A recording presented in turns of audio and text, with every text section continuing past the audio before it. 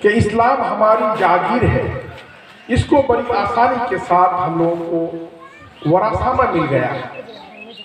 ان کے لیے ہمیں جد و جہد کرنے کی ضرورت نہیں، اور بیشتر لوگ تو یہ سمجھتے ہیں کہ ہمیں سب کچھ آتا ہے۔ بچپن سے نماز پڑھتے ہیں، نماز پڑھتے پڑھتے ہماری ناری شفقت ہو گئی، مسجد چلتے چلتے مسجد کی حالات بدل گئی، ہم اتنے نمازی ہیں کہ ہم برسوں سے نماز پڑھ کے آ رہے ہیں۔ دوستان عزیز، اگر ایسی بات ہوتی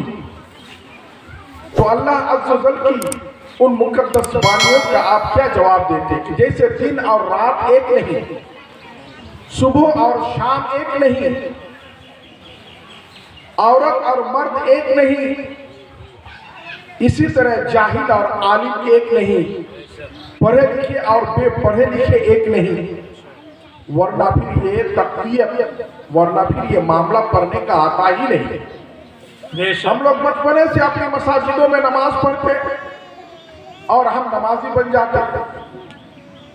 دوستان عزیز، ان برسوں پرانے نمازیوں کو آج اگر پوچھا جائے کہ ٹوپی ٹاپا کے حساب سے نمازی اور متقی کے حساب سے آپ سے افضل کوئی نہیں، کیا میرے بھائی صدیوں سے آپ نماز پڑھ رہے ہیں، آپ کو یہ پتا ہے کہ مسجد کی سیڑھیاں جب چڑھتے ہیں تو آپ کے قدم جب آپ مسجد میں رکھتے ہیں تو آپ کے قدم سیڑھی میں رکھنے سے آپ کو کیا کہہ کر کے اونچا اٹھنا ہوگا، آپ کو پتا ہے؟ دوستان عزیز، بیشتر لوگ کہیں گے، اکثر لوگ کہیں گے ہمیں پتا نہیں ہے۔ مسجدوں کی سیڑھیاں جب اٹھتے ہیں ہمیں کیا کہنا چاہتے ہیں؟ اچھے خاصے لوگ کہیں گے کہ ہمیں نہیں معلوم، تو جب نہیں معلوم تو آپ کو ایک عالم دین کو پوچھنا پڑے گا۔ جب آپ ایک عالم دین سے پوچھیں گے یا امام صاحب سے پوچھیں گے کہ مسجد کی سیڑھیاں جب ہم چڑھتے ہیں تو ہمیں کیا کہنا چاہیے اور کون سی دعا پڑھنی چاہیے، بیشتر لوگ دعا کو جانتے ہیں، اللہم افتح لی ابواب رحمتک، ہے نا حضرت؟ یہ دعا پڑھتے ہیں مسجد میں داخل ہونے کے بعد، لیکن اس سے پہلے آپ کو سیڑھی پہ چڑھنا ہوگا، کیا کہیں گے؟ حدیث پاک میں آیا ہے کہ جب سیڑھی کے اوپر آپ اپنا قدم رکھیں تو اللہ اکبر اللہ اکبر اللہ اکبر کہہ کے آپ جب مکمل مسجد کے اوپر قدم رکھ دیں اس وقت آپ دعا پڑھیں، اللہم افتح لی ابواب رحمتک، اے اللہ ہمارے لیے رحمت کے سارے دروازے کھول دیں۔ بے شک دوستان عزیز، یہ جاننے کی بات ہے، میں تقریری غرض کے لیے نہیں بلکہ اپنی ضروریات کی بات کو سمجھنے اور سمجھانے کے لیے کھڑا ہوا ہو۔ آج جس عالم دین کی ہم لوگ یہاں پر جشن دستار کے موقع پر موجود ہوئے ہیں یا اپنے گھروں سے آنے میں کوتاہی کر رہے ہیں کہ ایسی ہزاروں محفلیں دیکھے ہیں، ہاں دیکھے ہوں گے آپ، ہزاروں میلاد میں آئے ہوں گے، لیکن یہ میلاد ایک الگ ٹائپ کا میلاد ہے۔ اس میلاد پاک میں آپ کے اپنے پیر معظم حضرت سید عبدالشکور صاحب قبلہ،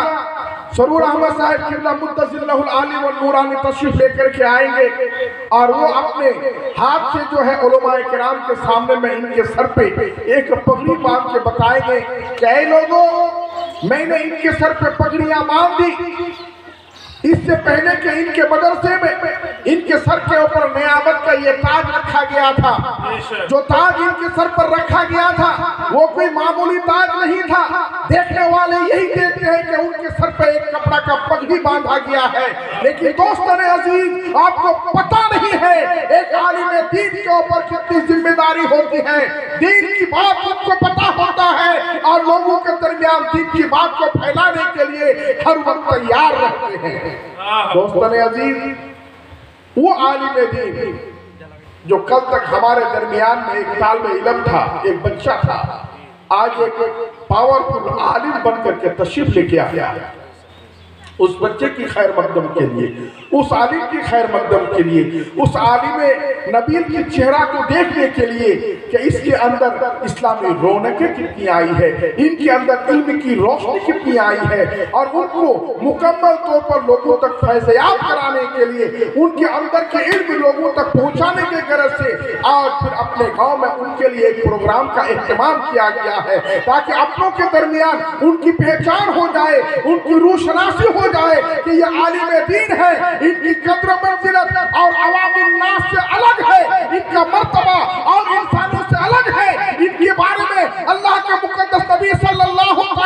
علیہ وسلم کا فرمان ہے، العلماء ورثۃ الانبیاء، جتنے بھی عالم دین ہے وہ میرا وارث ہے۔ سبحان اللہ، سبحان اللہ، دوستان عزیز،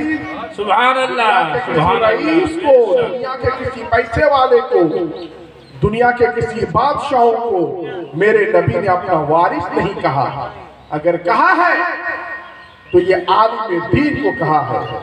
مطلق حدیث ہے، بہت سے لوگ کہتے ہیں کہ اچھے عالموں کے لیے یہ بات ہے۔ ایک مرتبہ ایک مفتی صاحب سے میری گفتگو ہوئی مولانا، بے شک، اس دور درمیان جو بہت سارے علماء کرام موجود سے گفتگو ہو رہی ہے، یہ حدیث مطلق تو ہے مگر ہم لوگ اس کے اندر نہیں پڑھتے۔ میں بولا کہ آپ کو اپنے آپ کے اندر اعتماد ہی نہیں ہے،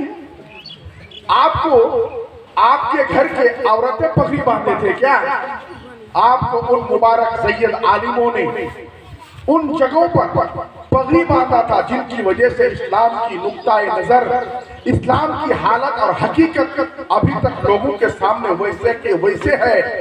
کہ جو بات میرے نبی صلی اللہ علیہ وسلم کہہ دیے ہیں تم اس بات کو کیسے تردید کر سکتے ہو؟ بلکہ یہ کہو کہ اللہ تعالی ہمارے اندر وہ توفیق عطا کرے کہ اللہ ہم اگر بے زبان ہیں، ہماری زبان اگر گندی ہے تو ہماری زبان میں سدھار پیدا کر دے، ہماری آنکھوں میں کمیاں ہیں تو اس کمی کو دور کر دے، ہمارے دل میں کسی کے لیے نفرت اور بغض ہے مولا تو اس کے لیے ہمارے دل کو صاف و شفاف کر دے۔ ایسی بات اپنے دل کے اندر اپنے رب کی بارگاہ میں دعائیں کیجئے تاکہ تم مطلق حدیث کے تحت ایک مطلق عالم ہونے کے حساب سے تم نبی کے وارث کا کہنا اور بن سکو اور دنیا کو بن کے دکھا سکو۔ دوستان عزیز، عالم جسے جانکار کہتے ہیں، جب آپ مسجد کی سیڑھیوں میں اٹھے کے سجدوں سے نماز پڑھنے جاتے ہیں ہم لوگوں کو پتہ نہیں کیا کہہ کر کے مسجد کی سیڑھی میں قدم رکھنی چاہیے۔ جب کسی اونچے مقام کی طرف آپ اٹھیں، اپنے گھر کے سیڑھی میں بھی آپ اگر گھر کی طرف اٹھ رہے ہیں اوپر کی طرف تو آپ کو کہنا چاہیے اللہ اکبر، اللہ اکبر، اللہ اکبر۔ اور جب آپ اٹھ گئے وہاں پر آپ نے دعا پڑھ لی اللہم افتح لی ابواب رحمتک، پھر اس کے بعد جو ہے آپ نماز سے فراغت ہونے کے بعد جب آپ مسجد سے نیچے اتریں گے تو آپ کو کیا کہنا چاہیے؟ یاد رکھیے جب آپ نیچے اتریں گے تو کہیے سبحان اللہ، سبحان اللہ، سبحان اللہ کہہ کے اپنے جب جوتے پر اپنا قدم رکھتے ہیں تو اس وقت کہیے اللہم انی اسألک من فضلک و رحمتک، اے اللہ تو ہمارے لیے رحمت اور فضل عطا فرما۔ دوستان عزیز، ہمیں ان ساری باتوں کی معلومات کہاں سے ملے گی؟ ان ساری باتوں کی جانکاری ہمیں کہاں سے ملے گی؟ ہم صدیوں سے نماز پڑھ کے آ رہے ہیں، ان ساری باتوں کی جانکاری ہمارے اندر نہیں ہے۔ اگر نہیں ہے تو ہم اپنے عالموں کو پوچھ سکتے ہیں، کیونکہ علم دین کا سیکھنا فرض قرار دیا ہے۔ آپ کے اوپر علم دین کا سیکھنا فرض ہے۔ آپ اپنے علم دین کو آگے بڑھانے کے لیے، اپنے اندر کے علم کو زندہ رکھنے کے لیے، اپنے اندر کی روشنی کو برقرار رکھنے کے لیے، بلکہ اپنے عالموں سے، اپنے اماموں سے سوال کیجئے جو مسئلہ آپ نہیں جانتے ہیں۔ دوستان عزیز، ہم لوگ سمجھتے ہیں کہ بہت دن سے نماز پڑھتے ہیں، ہمیں کسی کو پوچھنے کی ضرورت نہیں۔ جب نماز کے لائن پر کھڑے ہو کر کے کسی عوام کے پیچھے نماز پڑھ کے کوئی عالم دیکھتا ہے تو وہ جب سجدہ کرتا ہے ان کو پتہ ہی نہیں کہ ہمارے کتنی انگلی سجدے میں لگنی چاہیے۔ اگر سجدہ کر رہا ہے تو لگ رہا لوگوں کی طرح کر رہا ہے، کیونکہ دونوں پیر یوں ایسا کر کے رکھا، جبکہ تین انگلی کا پیٹ تک لگنا ضروری ہے، کم سے کم ایک انگلی کا لگے رہنا واجب ہے۔ دوستان عزیز، ہم لوگوں کو ان ساری باتوں کا اگر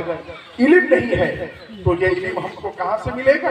انہی عالم دین کے پاس سے، ہمارے گاؤں کے ان طلباؤں سے، जिनके अंदर अल्लाह रब्बुल इज्जत की तरफ से वो इल्म अता किया गया है, जिनके सर पर नियाबत का वो ताज रखा गया है कि दुनिया अगर इसको मिटाना चाहे तो दोस्तों ने अजीज कोई इसको मिटा नहीं सकता। कोई आलिम दीन को अगर रुसवा करना चाहे दुनिया में खुद रुसवा हो जाएगा, लेकिन आलिम दीन को कोई रुसवा नहीं कर सकता। कोई अगर आलिम दीन की टोपी को छीन लेना चाहे छीन तो सकता है, मगर उनके आबरू को गर्क नहीं कर सकता। कोई अगर आलिम दीन को नीचा दिखाना चाहे लोगों के दरमियान उन्हें गरीब तो कह सकता है, मगर उनकी इज्जत को दबा नहीं सकता। एक आलिम जब हक की बात करेगा तो स्टेज पे खड़े होके आवाम के दरमियान खड़े होके ऊंची जगह से बात करेगा। अल्लाह अकबर, अल्लाह अकबर, या रसूल अल्लाह, या रसूल अल्लाह, जिंदाबाद, जिंदाबाद, अल्लाह, या रसूल अल्लाह। आलिम कोई मामूली शब्द नहीं है, आलिम के माने है जानकार। कितनी जानकारी उनके अंदर होनी चाहिए कि उसको आलिम का खिताब अता किया गया, उनको दस्तार फजीलत दी गई, उनको आवाम के दरमियान बोलने का हक दिया गया। ये इंसान को आवाम के दरमियान हदीस और कुरान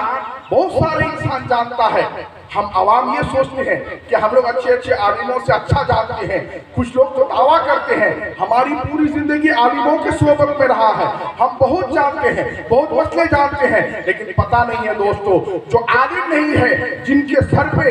उलमा मिल करके उनके सर पे पगड़ी नहीं बांधा है, उनको ताज नहीं पहनाया गया है, किसी सैयद आलिम के तरफ से उनकी सनद पर किसी का साइन किया हुआ नहीं है, तो दोस्तों ने अजीज उस शख्स को जो है बोलना हदीस के दरमियान जो है मना है कि हदीस की बातें वो आवाम के दरमियान ना करे। आज हम आवाम इतना जानते हैं, लेकिन तब भी आपकी जानकारी आपके लिए है, वो आप तक महदूद रखिए, लेकिन एक आलिम की जानकारी अपने लिए भी है और आवाम को जानकारी देने की भी बात है। आलिम दीन हदीस बयान करेगा, लेकिन आवाम हदीस जानने के बाद वो बयान नहीं कर सकता। उनको अपनी मालूमात के लिए रखना होगा कि मुझे जानकारी है। दोस्तों ने अजीज सबसे बड़ी कीमती बात यह है कि हमारे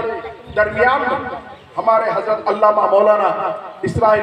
बाबू जो आलिम दीन बन करके आए, इसकी कद्र मंजिलत, इसकी अहमियत, इसकी अजमत अल्लाह रब्बुल इज्जत की तरफ से इतनी बड़ी है कि कल तक ये फला के घर का एक बच्चा था, इनका बाप फला था, हम लोग इस तरह से जानते थे ये फला का लड़का है, लेकिन आज अल्लाह रब्बुल इज्जत ने इनको वो मर्तबा अता किया है कि इनकी बाप की जानकारी इनके वजह से होगी। कहेगा कि फला आदमी को जानते हो, कहाँ जानते हैं, ये फला आलिम का बाप है,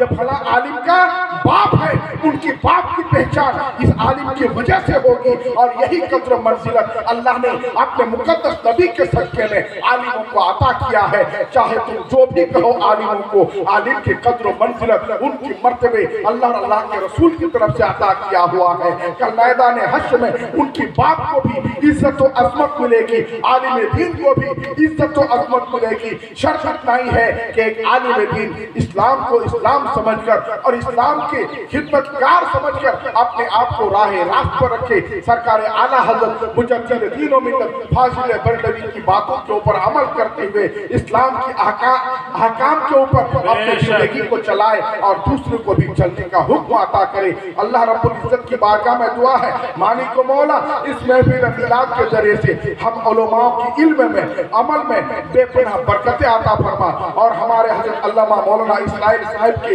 इल्म अमल में इतनी बुर्दबारी और इतनी उनको सब्र अता फरमा कि मौला उनके अंदर ऐसी इल्म अता फरमा कि लोगों को उससे नफा पहुंचे और आलिमों को उससे फायदा पहुंचे। अल्लाह रब्बुल इज्जत की बारगाह में दुआ है, अल्लाह